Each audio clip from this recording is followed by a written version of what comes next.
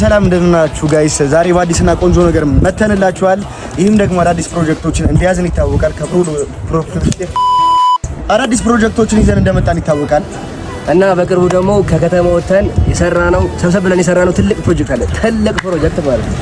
ያንን ደግሞ በቅርቡ እናሳውቃችሁ ይሆናል። ከዛ በፊት ግን እኔ 40,000 ሰብስክራይብ ከመግባቴ በፊት ያሬድ 50,000 ሰብስክራይብ እንዲገባ ከሆነ ሙሉ ወጪውን ሸፍኜ እናንተ የመረጣችሁት ቦታ ላይ ለአንድ ቀን ሙሉ ወጪውን ሸፍኜ ማዝናናው ይሆናል።